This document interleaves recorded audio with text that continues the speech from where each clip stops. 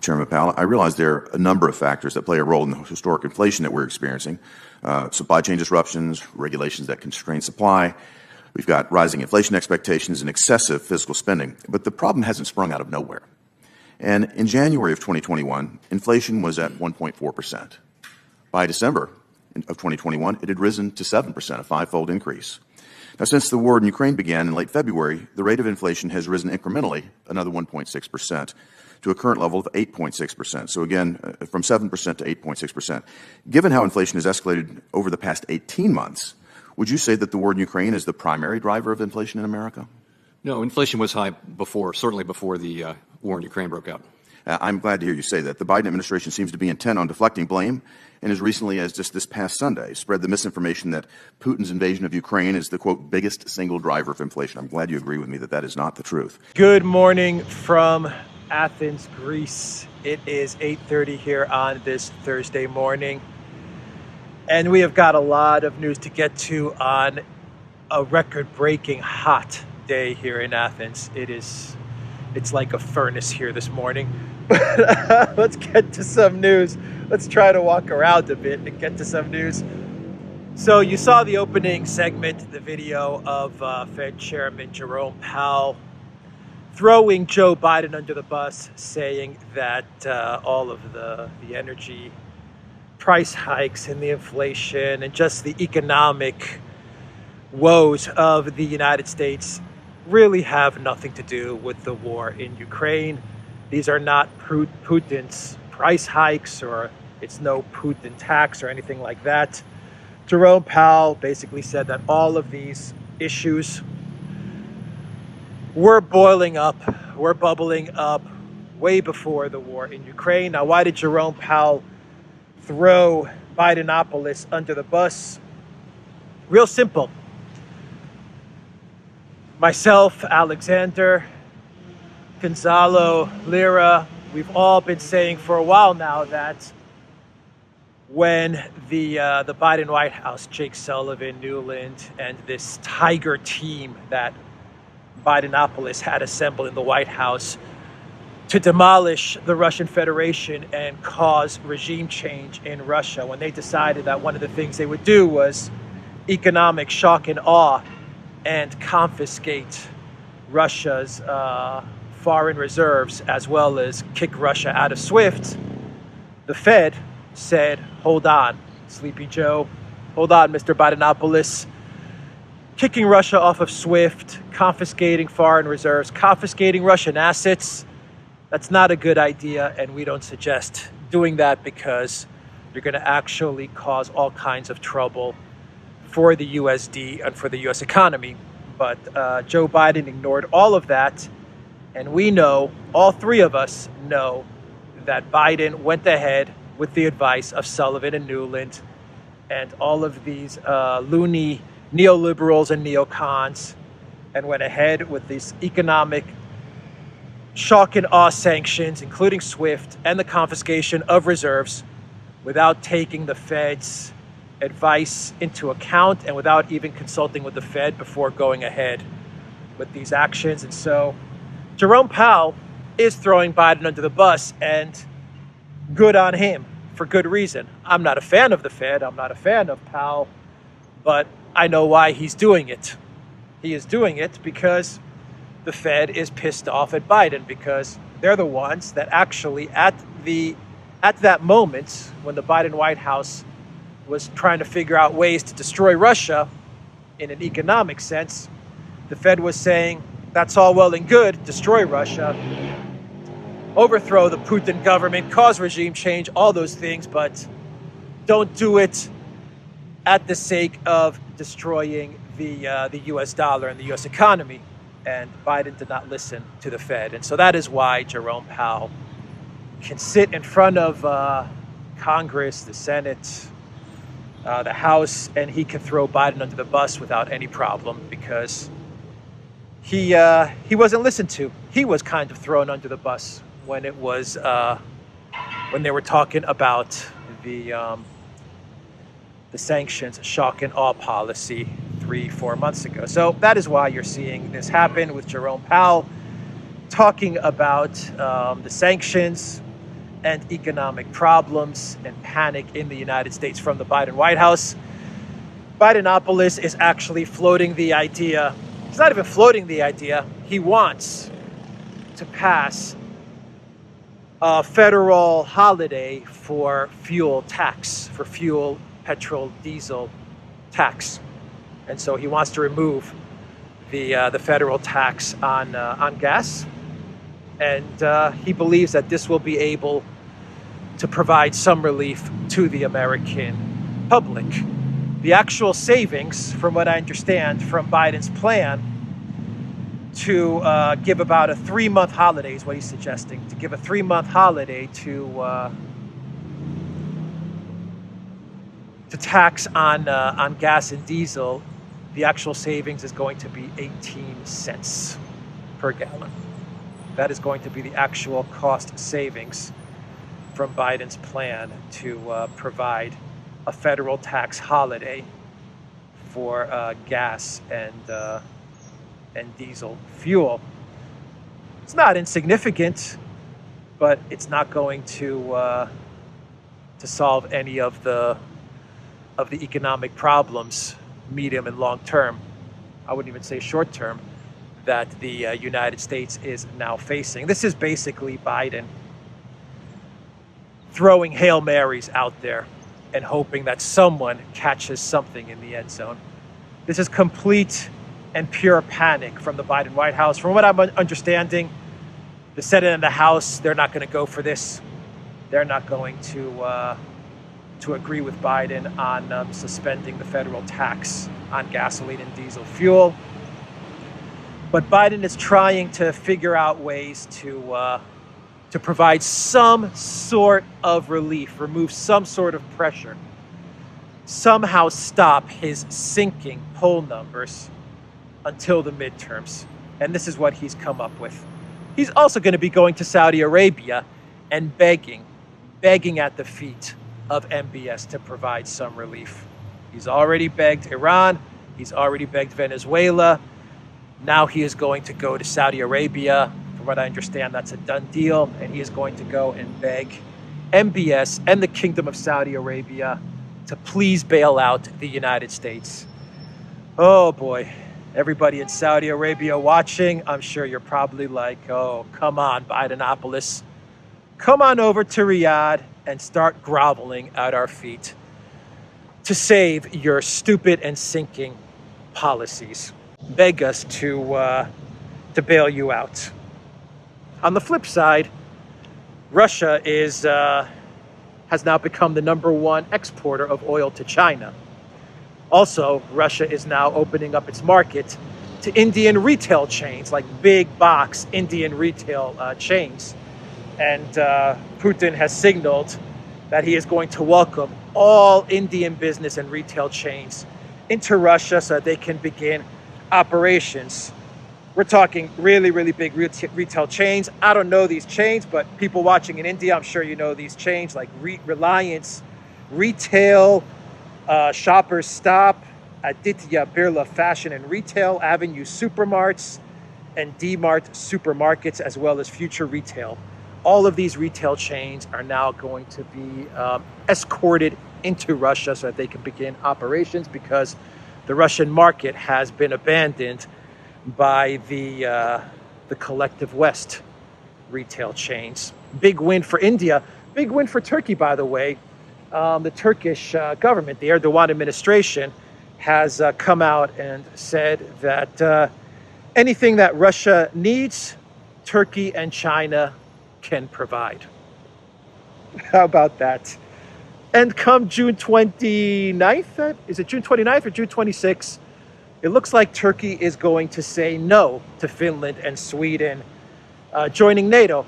People watching in Finland and Sweden, please let me know. Is the media talking up your entrance into NATO, or have they kind of all of a sudden just decided to not talk it up anymore? Have they gone silent on Finland and Sweden's NATO entrance? If they've gone silent, then that means that Turkey will absolutely vote no into the entrance for NATO, and the media is kind of trying to memory hole the whole embarrassing debacle.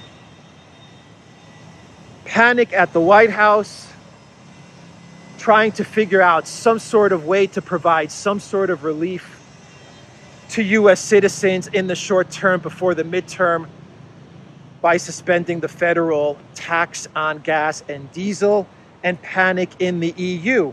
And this is coming from the Italian publication La Repubblica. By the way, if you're wondering where I am, I'm in a park that I guess is supposed to undergo some sort of renovation, but for now it's like a prison. It's just like there's like a little entrance out of there, out this way, but it's just like, you know, walled off. And this has been like this for, God, like 4 or 5 months. It's been like this. So I don't know what they're waiting for as far as renovation. I guess they're waiting for some funds before they begin renovating this park. But anyway, La Repubblica in Italy, they are coming out with a story from various sources that say EU leaders are now developing a plan to limit the price member states pay for Russian gas imports. This will include, actually this will target, according to La Repubblica, this will target pipeline gas, but will exclude liquefied natural gas. Boy, is this turning out to be a major, major train wreck on the collective West economies. The price cap measure could prompt Moscow to completely halt gas deliveries to Europe, La Repubblica wrote. It pointed out that despite new agreements with other gas producers, including Algeria, EU countries are so far unable to meet their energy needs without Russian gas. Don't be so sure on Algeria. I'm getting news that Algeria is also being very smart with how it deals with the European Union. Let's put it that way. According to La Repubblica, the EU aims to cap the price at $80 to $90 per megawatt hour for consumers. The newspaper noted that the price reached $120 per MWH this week and has exceeded $200 per MWH on some days of the Russia-Ukraine conflict. So they're looking to put a cap of $80 to $90. And Russia is just going to accept that cap, right? Yeah. Because there are no other markets in the entire world that want Russian energy. It's only the collective West. Did I just say that Russia is the #1 exporter of oil to China? I'm sure that Russia will say do svidaniya to the EU price cap. And if this happens, if the EU actually goes ahead with this suicidal price cap, and Russia does, as I expect, say, you know, you don't want to pay more than $80, well, see you later, then it's game over for the European Union. I mean, it's game over. There was an article in the Financial Times where the IEA chief is warning Europe to prepare for total shutdown of Russian gas exports. Europe must immediately prepare for a complete shutdown of Russia gas exports this winter, and governments must take action to keep aging nuclear power plants running, Fatih Birol, head of the International Energy Agency, told the Financial Times. Russia's decision to cut gas supplies to European countries last week could herald further cuts as Moscow hopes to gain leverage in a war with Ukraine, he warned. Europe must be prepared for Russian gas to be completely shut off. I believe the cuts are intended to keep storage in Europe from filling up and increase Russia's influence during the winter months. What a freaking liar this IEA chief is. What a freaking liar this guy is. The reason you have cuts in Russian gas, I imagine he's talking about Nord Stream 1, is because of the sanctions that the EU, that the US, that the collective West placed on Russia, that Canada placed on Russia. And so Gazprom needed some equipment fixes via Siemens, a German company. Siemens sent that equipment to Canada, and Canada said, well, because of the sanctions, we can't fix the equipment and send it off to back to Germany and to Russia. That is why the gas in Nord Stream 1 is at a decreased level. And to this day, I reported on this story when I was in Thessaloniki about a week ago, more than a week ago. And to this day, Germany and Canada can't figure this out.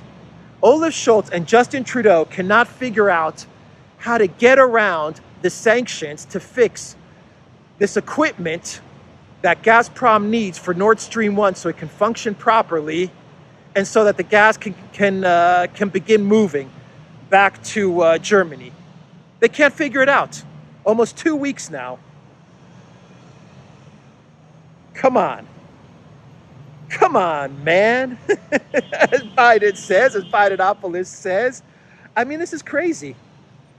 Ottawa is exploring ways to return crucial parts for Russia's Nord Stream pipeline, which are currently stuck in Canada due to sanctions, according to Bloomberg, and citing Canadian Minister of Natural Resources, Jonathan Wilkinson. Quote, "We want to respect the sanctions because the sanctions were put into place for a reason. That being said, the intent of the sanctions was never to cause significant pain to Germany, which is one of our closest friends and allies.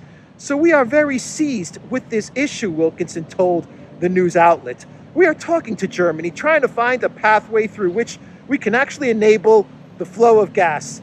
There may be different options that we can look at," Wilkinson stated, adding that Ottawa is negotiating with Berlin on ways to return the equipment. Negotiating with Berlin on ways to return the equipment. I don't understand what the hell these guys are talking about. Just fix it. Fix the damn equipment.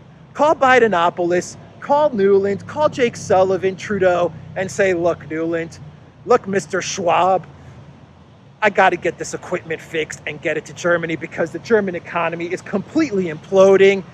And we just got to get this equipment back so that Nord Stream 1 can begin operating again. Please, Mr. Schwab, please, Miss Newland, please, Jake Sullivan, can you allow us to fix this equipment so we can get it back to Germany?"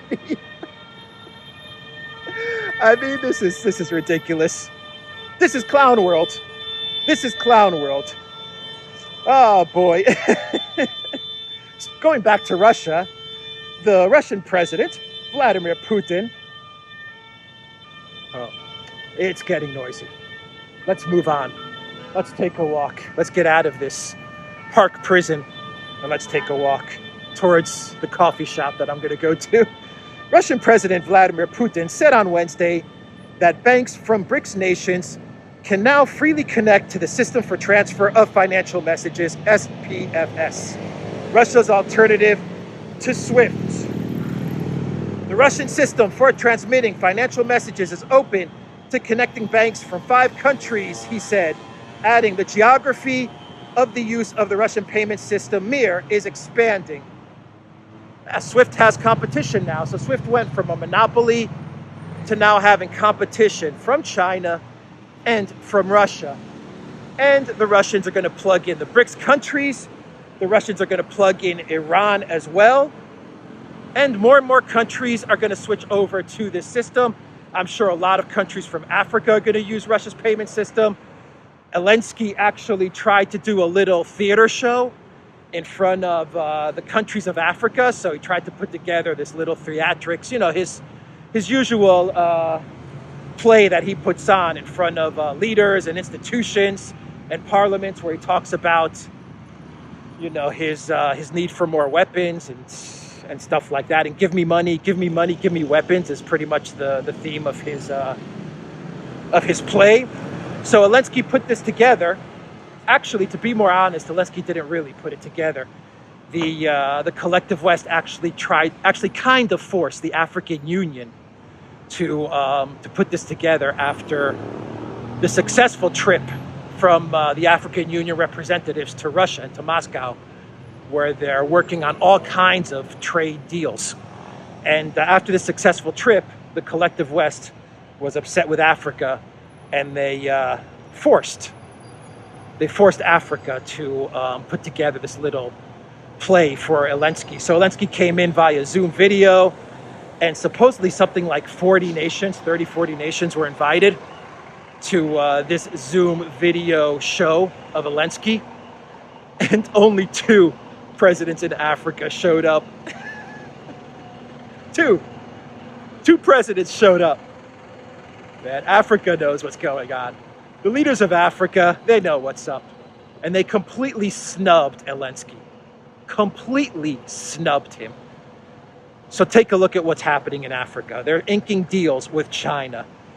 They're making deals with Russia.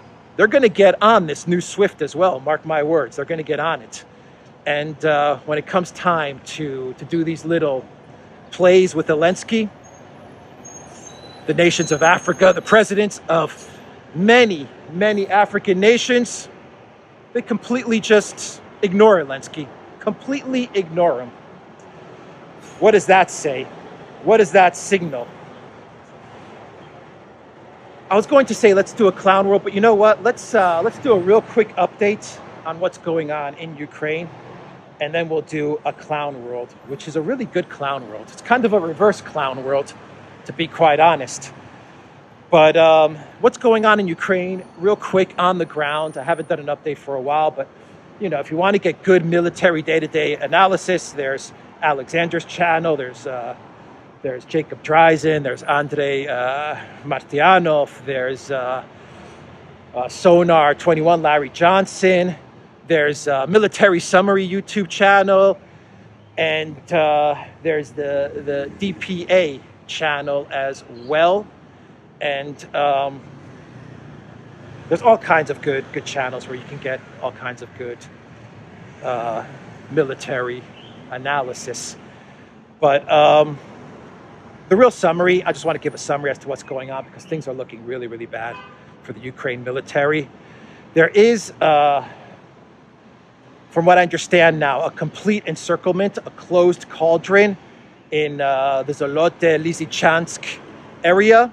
Around 1,500 to 2,500 Ukraine military are now effectively sealed off in this cauldron. There's cauldrons. This is the whole Lysychansk area. The Russians are moving on the Bakhmut highway, and I think last I read they're pretty much making way there to seal that off. And it's just looking really, really bad. There was a German reporter in Lysychansk who barely got out of the encirclement. Barely got out. And this is a German reporter, pro-Ukraine. And he was like, things are really, really bad. You have the strike from the Russian military. And this is coming from the Russian Ministry of Defense. So I've always said, when it comes from the Russian Ministry of Defense, it means it's pretty accurate. And the Russian Ministry of Defense said that they took out 500 Ukraine soldiers, Ukraine military in Nikolaev, in the Nikolaev region, I believe, was this strike. Another big blow to Zelensky, and you do have Ukraine now trying to figure out some sort of tactical wins. And so they're announcing that they've taken a town called Polvoka.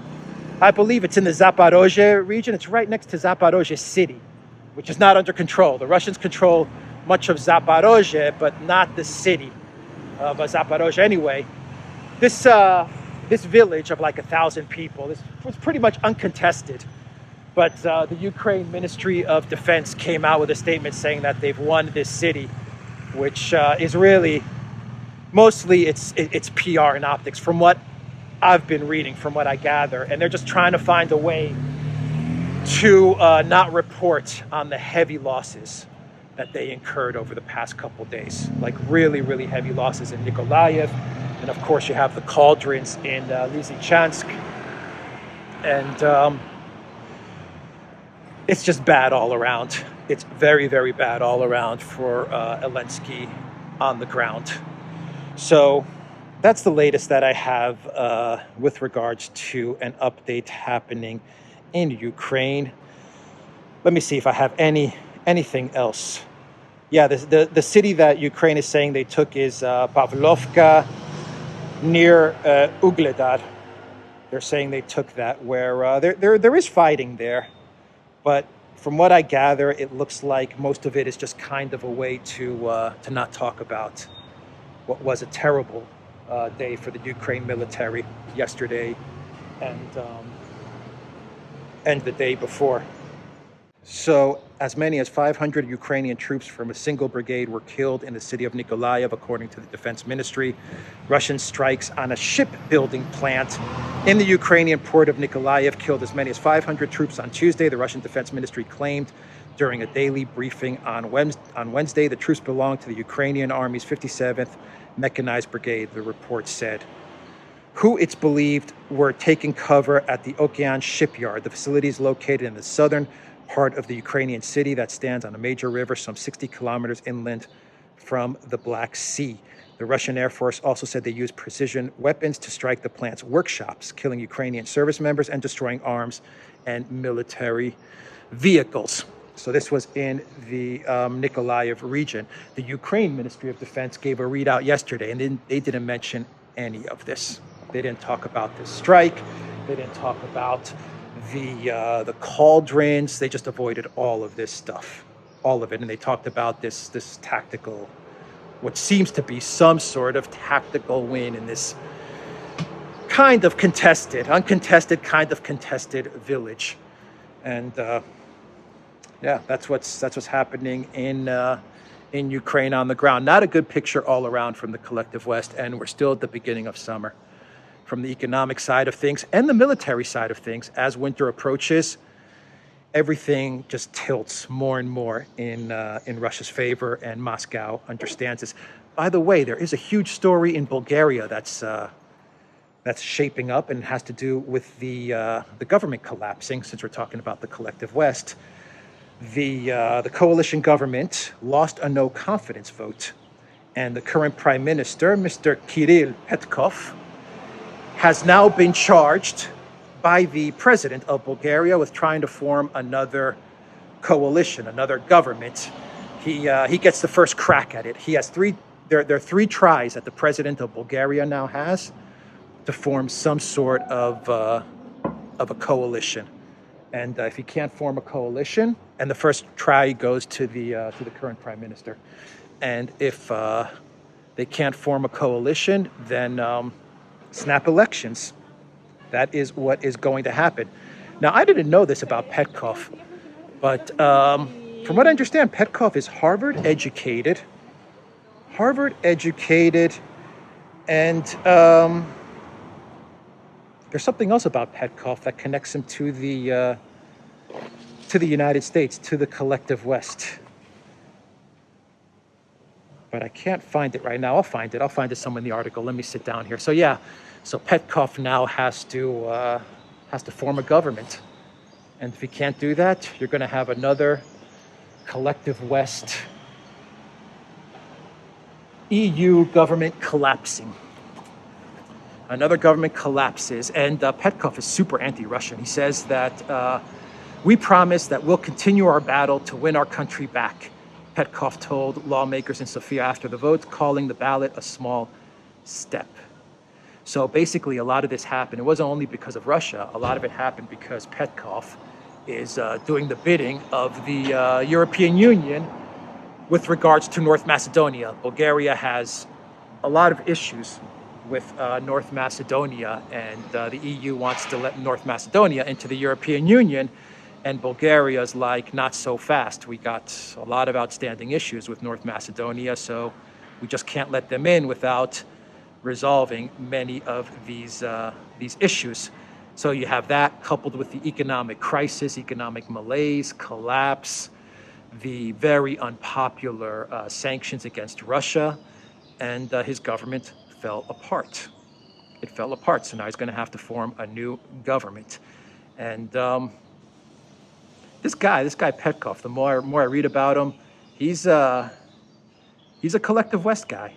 I don't know if he's exactly the WEF Trudeau type of guy, but he pretty much comes from the same mold. All of these guys, they have kind of the same profile, don't they? The same resume. Harvard educated,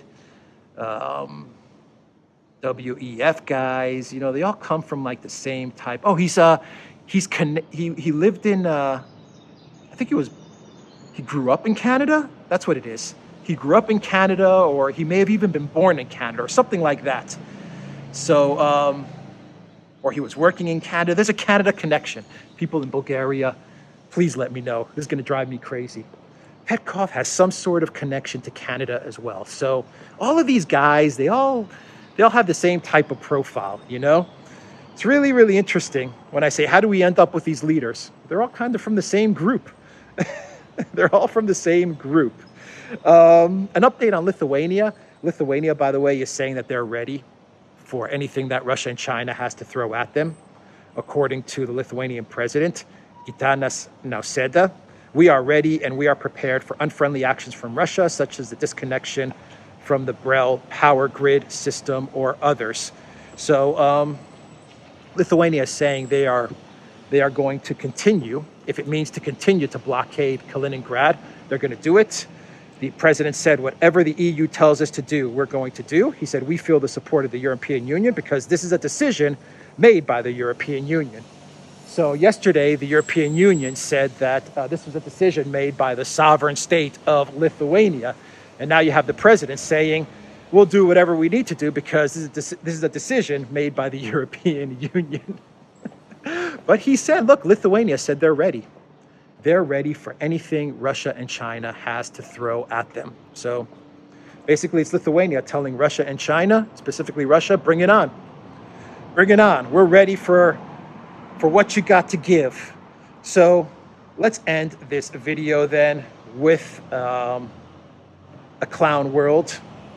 And in this clown world, it's like a reverse clown world, because I've been reporting about all like the street changes. And in Sweden, I reported about how like a major square in Sweden across from like the Russian embassy was going to be called something like Ukraine Square or Kiev Square or Zelensky Clown Puppet Square, something like that. And this was an initiative from the Swedish government. And you have all these street names now being changed to Zelensky Avenue and all of these things in the collective West happening, right? And they're doing this, you know, close to like Russian consulates and embassies to try and poke at Russia and to try and upset Russia. Well, you know, Russia strikes back. And they strike back in a really funny way. U.S. Embassy in Moscow, now situated on Donetsk People's Republic Square. And you'll see a photo of this as well. I'll put this up on the screen. Authorities in the Russian capital have changed the diplomatic mission's address following an online vote. The U.S. Embassy's address in Moscow has been altered, with the plaza outside the diplomatic mission now bearing the name Donetsk People's Republic Square, the Moscow authorities have announced.